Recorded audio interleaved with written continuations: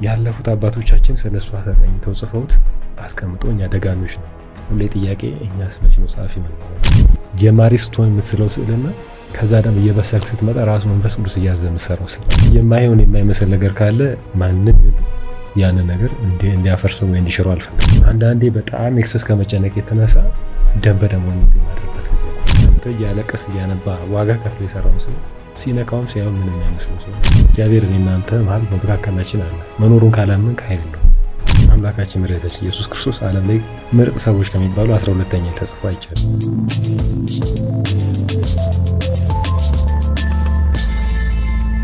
እነዚህ ስሜቶች እያደጉ መጥተው እግዚአብሔር በፈቀደ ሰዓት ከዛም ገዳም በፍቃድ ወጣኝ። ትልቁ የኔ ችግር የነበረው በዛን ሰዓት ለምሳሌ በዛን ሰዓት የነበሩ ህጎች ሁላችንም እኩል በኩል ለምንተያየው 1 5 6 ብንሆን ብዛት የለም። ትንሽ ነህ ተብዬ አልናቅም። እንፈራራለን፣ እንደዚሁ እንተያየው። በተለይ ጠዋትና ማታ ስንነሳ እንፈራራለን። እግዚአብሔር በሚያውቀው እኔ ያው አንዳንዴ ልጅም ስለሆንኩኝ አላቅም አልፈራም። ማልፈራው ስለ ለምሳሌ አንተ ላልፈራ ይችላል። እነሱ የሚፈሩት ወይ የሆነ እግዚአብሔር ነግሯት ይሁን ወይ ይመባባል ነገር አለ ያንተ ሚስጥር ወይ ደግሞ የሆነ ተንኮል ካሰብክ እንደዚህ ያን ነገር ምክንያቱም በዛ ሰማቷ ልታስወጣ ስለምትችል ሰማቷ እንዲህ ውጣ ብላ ታባርም። በመሰረቱ ያ ብዙ ጊዜ ይባላል። እኔ እናቴን በጣም ነው የምወዳትና እንደሚባለውም አይደለች የምታባረረች። እኔ ከነ መሰረቱ ስለማውቀው ነው ብለ ከህጉ ጨምሮ ያለውን አውቀዋለሁ። ስቲል ነው እንዴት እንደምኖር አውቃለሁ፣ እንዴት እንደምተዳደርም አውቀዋለሁ። በእያንዳንዱ በህግ ምክንያት አውቀዋለሁ። ከዛ አንጻር በተለይ አስተዳዳሪው በጣም ነው የሚወደኝ። በቃ እንደዚህ ነበር ስለ በእድሜማ ይበልጠኝ በደንብ አድርጎ የሚበልጥ አሁንማ ክነት አለ። ቄስ ናቸው ትችል ነበር እሱማ ብትፈልግህማ ትሆናለህ እኮ ግን ፍላጎት የለኝም። መሸሽ ነው ስራዬ። የሆነ ነገር ይሰጥስባል መሸሽ ነው። ከዛ አንጻር ነው እና ምንድነው ይሄ አንዳንዴ እንደ ታናሽ ሆኖ ያከብረኝና አስተዳዳሪውን አልኩም ብቻ ወንድሜ እያልኩ ባወራ አይከፋችሁም ተመልካች። በዛ ስሜት ላወራ እንደዛ ስለነበር በዛ ስሜት ውስጥ ሆኜ በዛን ሰዓት በተፈጠረው ነው ማውራት ፈልገው ብቻ እንዲና የሆነ ስብሰባ ምንም ሲገድ ያየኛል። እንዲህ ብሎ ነው የሚያየኝ። ምን አሰብክ ይለኛል። ቋንቋችን አንድ ነው። የእናታችን ትእዛዝ ስላለ ማለት ነው። የሚጸድቅ ከሆነ ይጸድቃል፣ የማይጸድቅ ከሆነ አይጸድቅም። ፈቅዳለች አልፈቀደች መስማት ነው። እሷ ብላለች ከተባለ እንሰማለን። ካላመንክ ሱባኤ ገብተህ ታረጋግጥ። አንዳንዴ ሰማቷ የቆሎ ጓደኛችን ሆኖ አይደለም እኔ የነበረው ልብ ከየት እንደመጣ ማላውቅም እግዚአብሔር ነው የሚያውቀው ነው። እስቲል ነው ስለሚናፍቀኝ ነው ልላ አንዳንዴ የህልም ዓለም ውስጥ የነበርኩ አይነት ስሜት ስለሚሰማኝ የእውነት መኖር ማለት ነው። ስለምትበላው ስለምትጠጣው ሳትጨነቅ ስለምታወራው ነገር ራሱ የሚነገርበት አይነት ስሜት እግዚአብሔር ምን ያህል ቅርብ እንደሆነ ያየሁበት ህይወት። ሰው ከከተማ ለበረከት ብሎ ይዞልን ይመጣል። እኔ በተለይ ያምረኝ ነበር የእናት ቤት ጓዳ ያምረኛልና አንዳንዴ እንደው ባመጡ ስል ራሱ ሰማቷ ታዛቸዋለች። እነሱ አያውቁም ግን ይዞ ይመጣሉ። ግን እሱ አዛ አንዳንዴ በቃ እንደውም እዛ ያሉት ሚላሉ እንደው ሰማቷማ ታዳላለች ለዚህ ልጅ ይላሉ። ድብና ዶሮም ሰርቶ ይዞ ይመጣሉ። ዶሮም ይዞ ይመጣሉ። ምንተኛው እኛ ብዙ ጊዜ የሚገርም መሬት ላይ ነው የምንተኛው። ዛሬ ነው የምተኛበት ፍራሽ እንደዛ መሬት አይመቸኝም። ስቲል ነው አልጋ ላይ አልወደም። የሚገርም ስቲል ነው መልክ በቃ አሁንም መሬት ላይ ነው አንተ የምተኛ። በቃ ያኛው ምቾቱ ልነግርህ አልችልም። ለኔ የሚመቸኝ ማለት ነው። አንዳንድ ጊዜ በህልሜ ራሱ ምን ያለው መሰለ የጥጥ ፍራሽ ልተኝ ይችላል። የተኛሁት ግን እኮ መሬት ላይ ነው። ገብቷል። ስነሳ ነው ሳይምቾቱ ሳይ ያለበት እንትን። ይሄንን ማወራው እግዚአብሔር ምን ያህል ቅርብ እንደሆነ በስተመጨረሻ ግን ምንድነው መሰለኝ ህጎች ላይ ትንሽ ስትሪክት ሆናለሁ፣ ከባድ ሆናለሁ። የማይሆን የማይመስል ነገር ካለ ማንም ያንን ነገር እንዲያፈርሰው ወይ እንዲሽረው አልፈልግም። እኔ ራሴ ከሻልኩ ራሴ ላይ ነው ውሳኔ መወሰነው። ራሱ ራሴን እስከ ማስወገድ ደረጃ ደርሰናል። መጀመሪያም እየሸሸው ያለው ሰው ነው። ካጠፋው ደግሞ የበለጠ መጣፋ ሰው ነው። በዛ ምክንያት ነገሮች ላይ የማይሆኑ ሲመጣ እናቴ አልኳት ትንሽ ጫና እያበዛብኝ ታውቂያለሽ፣ ስሜቴን የኔን ፍላጎት የልጅነት ድካሜን ታውቂያለሽ። እባክሽ ወደዛ ሸኘኝ በቃኝ። እኔ ከማይገባኝ ላወራ ልናገራችሁ ከማልችላችሁ ሰዎች ጋር እንዴት ነው እንድከራከሩ ታደርጉኝ? የዛን ሰዓት ፋይናንሻልም ስሟም እየገነነ መጣ። መቃኙም አለቀ። ሙሉ ስዕል ሰርቼ ጨረስኩኝ። ስዕሉን በሳልኩ ቁጥር በቃ ያጋንንት ነገር በቋሚነት እንደቀጠለ ነው። እያከፈልኩ ሰራለሁ። በዛን ሰዓት በጣም ነው ማከብረው። ስዕሎች ሲቀደዱ ከባባድ ታምሮ ሲፈጠሩ ኖርማሊ ምንድነው በቀለም ልክ አንተ ውሃ እንዳቀረብክልኝ እንዲሁ ቀለም ነው የሚቀርብልኝ ለኔ በህልሜ። እንካጣጣው ነው የሚባለው። እሱ ነው መጣጣው። ለኔ ውሃ መስሎኝ ነው የምጠጣው። ጠዋት ስትነሳ አንዳንዴ ለምሳሌ ምንድነው ሰልቤት ለምሳሌ የሚባል ነገር አለ አይደል? በአማርኛ ሚጥሚጣ ያለበላ ስትል ለምሳሌ ይሰማል ፊል ታደርጋለህ ገና ሳትበላ ጠዋት ስነሳ የቀለሙ ቴስት ነው ማገኘው። እኔ ደግሞ ቀላም ጠጥቼ በህልሜ የጠጣሁት ገብቶሃል። ግን ያንተ መጠጥ ይሄ ነው ተብዬ ነው የተሰጠኝ።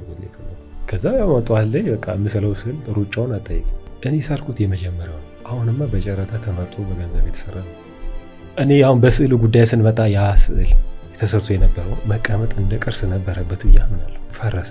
ስዕሎቹ አሁን የት እንዳሉ አላውቅም፣ ሰራ ላይ ናቸው። ከዛ እኔ ምን ያህል ዋጋ እንደተከፈለበት አውቃለሁ። ለምሳሌ አንድ ጊዜ የሆነ አንድ እህታችን ሀብታም ናት። በጣም ቤቷ ውስጥ ከባድ ችግር ተፈጥሮ ከኔ የሆነ ነገር አንዳች ነገር የለም።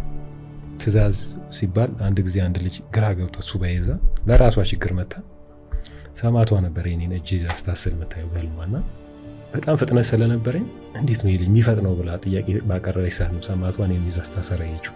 እና ያ ስዕል አሁን ያልኩ ባለ ሀብት ግለሰብ ቤት ገብቶ በጣም በብዙ ነገር በመንፈስ የተጨናነቀች ናት። በህመም በደዌ ብዙ ነገር ቤቷን ጥርግርግን ያደረገላት ስዕሉ ገብቶ ብሎ የፈለጉት ብዙ ተአምር ሰራላት። ከዛ ለመውሰድ ለመግዛት ሁሉ ጠይቀች፣ አይቻልም ተብላ እኔ ጋር አላውንም። እግዚአብሔር ይመስገን አሁን ለምሳሌ ያው አሁን ወደ አዘጋጆት ከመጣሁልህ ከባድ ነው ያላቸው አላቸው። እግዚአብሔር ይመስገን ምን አለ መሰለህ እኔ ጋር አለማት አንተ ጋር አለማት አለ። እኔ እንዲያስኩት አንተ ከያዝኩ አንተ ጋር ይኖራል። ጥሩ ነው። አንደኛ እንዳልኩ ነው ሰዓሊው ሲስል የሚከፍለው መስዋዕትነት አለ።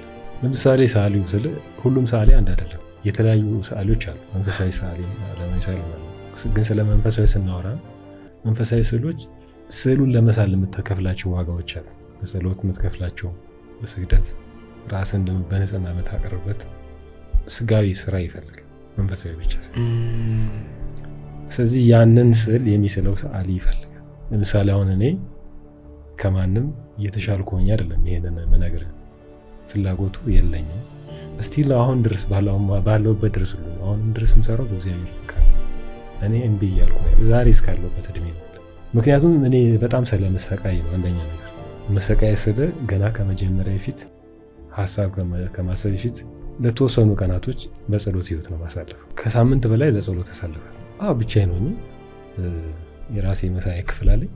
እወጣለሁ ገባለሁ፣ ግን በጸሎት በመማፀን ብቻ በመስገድ በጣም እጨነቃለሁ። እንዴት ልበል አንዳንድ ጊዜ ምን አይነት ካራክተር ይፈጠራል መሰለህ እኔ በፊልም ባብራራ ልቆ ካራክተሮች አንዳንዴ ይሄ ድራግ ውስጥ የድራግ ህይወት ውስጥ ከብቶ ከድራግ ለመላቀቅ የሚያደርጉትን ትግል አይተህ ከሆነ ስቃይ አለ አይደል? ልክ እኔም እንደዛ መፈተንበት ታይሚንጎች አሉ። ታምማለሁ፣ እጨነቃለሁ። አንዳንዴ በጣም ኤክሰስ ከመጨነቅ የተነሳ ደም በደም ሆኜ ሁሉ ማድረግበት ጊዜ አለ። በጣም ማለት ነው። እና ተመርምሬ ሁሉ ማቀባቸው ጊዜዎች አሉ። ምንድነው መሰለህ አንደኛ ይሄ በጣም ይሄ የማክበር ስሜቱ ያጨናንቀኛል በድፍረት ግን በቃ አሁን ይሄንን ምቾቴንም ከማጣት የተነሳ አንዳንዴ በቀረብኝ ምናምን ብዬ እመኛለሁ። ልክ የሚገርም ርፍ ብዬ ማለት ነው ጸሎቴ ሁሉ ከጨረሼ ልክ በስመ አብ ወልድ ብዬ ሁሉ ጊዜ ስዕል ስጀምር መስቀል ነው የምሰራው። ሸራው ላይ መስቀል ነው የምሰራው። እሺ መጀመሪያ በቾክ ማለት ነው መስቀሉ ላይ ነው ራሱ ስዕሎቼ ጠቅላላ አትም የሚጨርሱ። ልክ መስቀሉን ስሰራ ያኔ እጄ ይፍታታል። ከዛ ስጀምር ደግሞ አልወጣም። የሚገርመው ከባዱ ባህሪ አልወጣም። አረ ምግብ ብላ በባል አልወጣም። በቃ አንዴ ከጀመርኩት በቃ እዛው ነው በቃ የምለው። ለስለስ ያሉ ድምጻቸው በቃ ምን ልበል ለስለስ ያው በሙዚቃው ገለጽኩት እንጂ የንስሐ መዝሙሮች አሉ። ድምጻቸውን ለስለስ ባለ ትንሽ ቀነስ አድርጌ ከፍታቸዋለሁ። ከምሰራው ስዕል ጋር የሚሄድ ሀሳብ በቃ እንደ እብድ ነው ያደረገኝ። እንደ እብድ ስል ውስጥ የሚላወሰው መንፈስ አጠይቅም። በቃ አንዳንዴ አታወራውም። አንዳንዴ ድንገት ባለቤቴ ከፈት ስታደርግ ትደነግጣለች ራሱ ስለ ያ ሳይሆን እንባ በእንባ ሆኜ ሳይ ምን ሆኖ ነው ትላለህ። አበላቦኝ አይነት ነገር ነው። እና ያንን ስለምታውቀው በጣም ነው ሪስፔክት የምታደርገው። በሩን ራሱ አትነካውም። ምን ያለውበት ራሴ ካልወጣው በስተቀር ማለት ነው። ምንም አላይም። በፊት ሰማቷ ጋር እያለሁ ስዕሎች ነው የሚመጡልኝ ሳሌ እየተባልኩ የሚገርሙ ሳሌ እየተባልኩ ነው ምስለው። ግን ምስለው ያ በጉልበት እንደሳልኩ ነው የሚቆጥረው። ልክ አንዳንድ እግዚአብሔር ራሱ ፈቅዶ ለአንተ ገልጦልህ የምትስለው ስዕል አለ። ጀማሪ ስትሆን የምትስለው ስዕልና ከዛ ደግሞ እየበሰልክ ስትመጣ ራሱ መንፈስ ቅዱስ እያዘ የምትሰራው ስዕል አለ። ሰዎች የሰጡን ስዕል አንድ የልብስ ጥፋት እንኳን ለምን እችን እንዲህ ያላጠፍካትም ብሎ 3 ሻዶን ከሰራ ለምን 2 አራራክም ብሎ ይከራከራል። እሱ ማለት በመንፈስ ቅዱስ የምትሰራው ስራ አይደለም። ምክንያቱም አንተ እንደዚህ ልብሳውን እጭ ስትታጠፍ ጥፋቶች አሉ አይደለ? መልሰህ እጅን ቀጥ አድርገህ ብታጥፈው ይለያል። ተመሳሳይ አይደለም። በቃ ይሄ ኖርማል። ይሄ ደግሞ ይሄን ያልቁም ነገርም አይደለም። የኔ አይደለም። እና አሁን ይሄንን ሳደርግ ለምሳሌ አሁን ወደ ዳይመንዱ ሀሳብ ስመጣ ወደዚህ ሀሳብ ከመምጣት በፊት የስዕል ጅማሬ የእመቤታችን የድንግል ማርያም ነው ብያለሁ። እኔ በእርግጥ እስከ ዛሬ ድረስ በነጠላ ስሟ ጠርቻት አላውቅም። እግዚአብሔር የሚያውቀው ማለት ነው። ከብደኛል። አንዳንዴ ባልጠራት ሁሉ ላለሁ ስለሚከብድ መክበር ስለ ከክብሯ አንጻር ሰዎች ሊዘልፏት ይችላሉ በስጋ ደፍረው፣ ግን ክብሯን ማንነቷን ሲያውቁ ስሟን ለመጥራት ራሱ እጅግ በጣም ከባድ ስለሆነ ማለት ነው። ሁሌም የኔ ጥያቄ በጣም ስለምወዳት እንዳልኩ ነው። እሷ የምትወደኝ ደረጃ አይደለም፣ ግን እቀናለሁ። የቅዱሳን አባቶችን የቅድስናቸው ደረጃ ያስቀናኛል። ምንባብ ሆኖ ሳይሆን እንዴት ነው እኔ በረከስኩት በእኔ ባደፍኩት ከና ኃጢአቴ እዛ ደረጃ እንዴት መድረስ እችላለሁ? እንዴት ገበናዬን ሸፈነሽ ከፍ ልታደርጊኝ ትችላለሽ ብዬ ጥያቄ ያቀርባል። የሚገርመኝ እኔ እሷን ስል ምናልባት አንተ አስቀያሚ ነው የሰራው ልትለኝ ትችላለህ። ለእኔ ግን ውብ ሆና ነው የምትታየኝ። የሚገርመኝ ነው አንዳንዴ ስየው ራሱ ሰዎች በጣም የሚያምረው ራሱ ብሎ ሲሉኝ እኔ ሳልኩት እንደማያምር አውቃለሁ፣ ግን ውብ ሆነሽ የታየሻቸው ማለት እላለሁ። ምክንያቱም የእሷን ውበት ከክርስቶስ በስተቀር ሌሎች ቅዱሳኖች ራሱ ጽፈው ተናግረው ጠቅሰው አልቻሉትም፣ መግለጹ ከብዷቸዋል። ያለፉት አባቶቻችን ስለ እሷ ተቀኝተው ጽፈውት አስቀምጠው እኛ ደጋሚዎች ነው። ሁሌ ጥያቄ እኛስ መች ነው ጸሐፊ የምንሆነው? መች ነው እኛስ ምንጽፈው? ማለት አንተ ውዳሴ ማርያምን ትደግማለህ አሉ አይደል? ለምሳሌ አርጋኑ ላይም ባጌሩ ዘጋስጫ ያደረሱት እሱን ታነባለህ። ከነሱ ቅናት የተነሳ የትኛውን ቃል ነው እኔስ መቀኝልሽ ብለህ ራስን የመፍራትና እንዴት ነው ማለት እስከ መቼ ነው እኔ ስለ ምድራዊ ህይወቴ ብቻ እያሰብኩ ይሄንን ነገር ማሳልፈው? መች ነው እንደው ለእመቤቴ ላንቺ ብዬ ስለ ፍቅርሽ አንድ ቃል እንኳን ማስቀመጥ የምችለው? እንደው በከንቱ ላልፍ እኮ ነው፣ ድንገት እኮ ልጠራም እችላለሁ ትላለህ። እና ይሄንን ከማሰብ አኳያ ስዕል መሳል ብዙ ጊዜ አይመቸኝም። ተመሳሳይ ስዕል ለምትታዘዘው ሁሉም ሰው አንድ አይነት ነገር ነው የሚያዘው። አክብረህ ትሰራለህ፣ ግን ሰላም አይለኝም። ውስጥ ያለ የሚቀጣጠለው ፍቅር ያ አያሳርፈኝም። እንዴት ነው የምገልጸው? እኔስ ስላለሁ እኔስ እንዴት አድርጌ ብስልሽ ነው አንቺን ደስ ማሰኘው? እንዴት ነው ደስ ስላሰኝሽ የምችለው ብዬ አስባለሁ። ከዛ አኳያ ነው ይህንን ከማሰብ አኳያ የመጀመሪያ ስዕሌን በወርቅ በሚለው ሀሳብ ሰራሁት ማለት ነው። በሱም እርካታ አላገኘሁም። ከዛ ታውቋት ሰርቼ ጥሩ ሆነ፣ ለእኔ በስጋ ህይወቴ ጥሩ ሆነ፣ ጥሩ ተሽጦ አለፈ። ብዙ ጊዜ የሚገርም አንዳንዴ በጣም ከመውደድ ለእኔ ውድ ከመሆኑ የተነሳ ሰዎች ለምን እንደሆነ አላውቅም፣ ከማገኘው ጥቅም ብቻ አይደለም ማስበው፣ ሰዎች ሲጫረቷት ደስ ይለኛል። ጨረታ ሲባል ጥሩና መጥፎ ሳይድና ጥሩ ጎን አለው። ለምሳሌ አንድ ሰው ከስሮ ጨረታ ሲባል በቃ ምንድነው ጨረታ? ከስሮን ሲባል ወርዶ ነው አይደል ሊባል የሚችለው። ጨረታ የከለቤት ወጣ ከተባለ ክብሩ እንደተነካ ነው የምታየው። በዓለም አርቱ ዙሪያ ወይ በስዕል ዓለም ውስጥ ወደ ሌሎች አርቱ ስታይ ዓለማችን ላይ እኮ የዓለም ዝነኞች የውስጥ ልብሳቸው እንኳን በህይወት ካለፉ በኋላ ጨረታ ተብሎ ይቀርባል። ጥቅም ኖሮት እመቤታችንን ሰው ከፍቅሩ አኳያ ከፍቅሩ የተነሳ ለምንድን የማይጫረተው? ስላለ 5 ሚሊዮን ምናምን ብር ተሽጧል ቲክቶክ ላይ። ግንዛቤ ለመስጠት የሚያክል ነው የምልህ። እና ጨረታ ሁሌ ስታስ ወደ 3.2 ገብቶልኝ፣ ሌላ ያው አጋጣሚ ሆኖ ሰዎቹ ጠፉ ማለት ነው። ስዕሉን አንደኛ ያሸነፈችው ወሰደችው። እዚህ የኢትዮ ኢስታንቡል ባለቤት ወስደዋለች። ከአሜሪካን ሆና የተጫረተችው። እግዚአብሔር ይመስገን። ያው እመቤታችን ከሁሉ በላይ በስሙ አምራ ትታያለች ስዕሉ ላይ። የሚገርም የዛን ጊዜ አንዳንዴ እኔ ማውራት አልወድም እንደዚህ አይነት ነገሮች፣ ግን የፈለኩት የመመጻደቅ የምናምን ሳይሆን ራሴ ስለመደነግጥ ነው። ላይቭ ለም ሆነን አንድ ሴት ተጨንቃ ተሰላ እዛው ደርሶላት ያወራች ሴት ነበረች ስዕሉን አይታ። እኔ በዛን ሰዓት እኔ ስለሳልኩት ሳይሆን ልጅቷ ስላመነችበት ያደረገችላት ታምር ነው። ስራዋን ስለምሰራ ባለቤቱ እኔንም ደስ ልታሰኝ ነው ብዬ እላለሁ። አንዳንዴ ልል የፈለኩት እሱ ወደ 3 ወር ምናምን ፈጅቶብኝ ነበር ስዕሉን ስስል። ወርቅ ተለበጠበት። በቀለም ተሰርቶ ወርቅ ነው የሚለበጠበት። ወርቅ ከውጭ ሀገር የሚመጣ ወርቅ አለ፣ ስዕል ተብሎ የሚዘጋጅ ወርቅ አለ። ብዙ ጊዜ ነጮች ስፔሻል ኬዞች ሲገጥሟቸው ሌክዠሪ ብሎ ሲያስቡ ያንን ነገር የሚጠቀሙት እና ምንድነው እኔ ያንን ከማሰብ አኳያ ስለ ጨረታ ስመጣ ሰው ብዙ ጊዜ በተለይ በደንብ እውቀቱ የሌለው ሰው የሚያስበው እግዚአብሔርን ለሽያጭ ለጨረታ እንዳቀረብኩ አድርገው የሚቆጥሩት። የነ ዳቪንቺ ስዕሎች አሉ፣ ክርስቶስን ይሳሉስ እሱ አለ፣ ሌላም ብቻውን የመድኃኒዓለም ስዕል አለ፣ ዘ ክሬሽን ኦፍ አዳምስ እና እነዚህ ስዕሎች በጣም ኢን ሚሊየንስ ውድ በጣም የሚሸጡ ናቸው። ብዙ ጊዜ ረካሽ ነገር ረካሽ ሆኖ የሚቀር ውድ ስትል ራሱ ሰው ይፈሯል ለመንካት ራሱ። ከሞናሊዛ ጋር ፎቶ ለመነሳት ከፍለ ለምትነሱ አደርስባትም ራሱ። ዛሬ ግን የእመቤታችንን ስዕል አንተ እያለቀስ እያነባ ዋጋ ከፍለ የሰራውን ስዕል ሲነካውም ሲያየው ምንም አይመስለው ሰው አለ። የሚወዳትማ ገና ሲያት ይድንባታል። ገና ስለ ስዕሏ ስታወራ ያለቅስባታል። አንተ በሳልኩ ስዕል እሷን አስቦ ጨራሽ ያብዳል። ቅድም ያልኩ ሀሳብ ይሄ ማለት ነው። እኔ ጋር ኃይል ኖሮት አንተ ጋር ቢመጣ ካልገባ ኃይል የለው። እግዚአብሔር እኔና አንተ መሀል በመካከላችን አለ። መኖሩን ካላመንክ ኃይል የለው አለ እኮ። ቢዝነስ ሀሳቡ ያ ብዙ ሰው እንደዛ ነው የሚያስበው። ለምሳሌ አሁን የሰራሁት ስዕል ከዳይመንድ ነው የሰራሁት። ይህን ስዕል ስሰራ ብዙ ዋጋ ከፍዬበታለሁ። ከፋይናንሻልም ከጊዜም ከብዙ ነገር።